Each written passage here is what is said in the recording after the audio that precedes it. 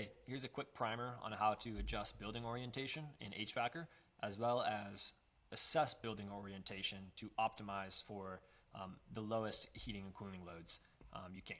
So in sheets, layout sheets, up here you'll see this area, and this is where you can adjust the orientation for your building.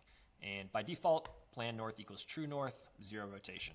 But if plan north is offset from true north, you would input the number of degrees here required such that true north will align with plan north, going clockwise. But if that's confusing, you can see very quickly when you input a degrees of rotation, this icon will adjust accordingly and show you where true north is relative to your plans. So that's how you adjust for rotation.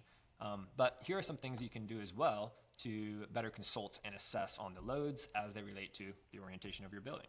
So the first example I'll show you is, let's look at this space here.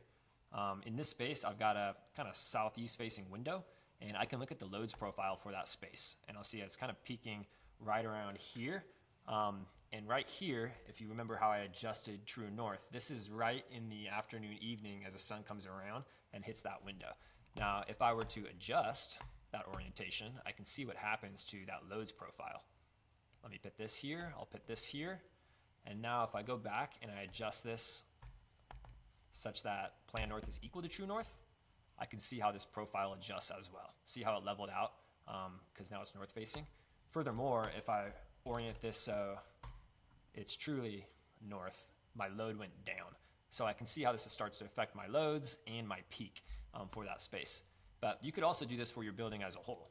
So if I go to my summary, I can look at the entire system here, see where my external load is, see what my total load is, and try and optimize this to reduce that external load. So right here with north being planned south facing, that puts all these large windows on the north side.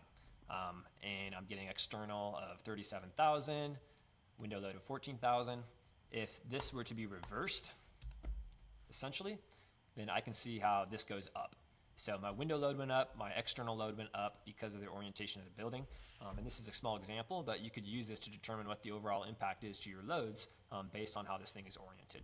So little primer on building orientation and how you can use it to assess your loads, look at your profile, determine your peak, and if it's early enough in the project, even consult on the optimized orientation for your building.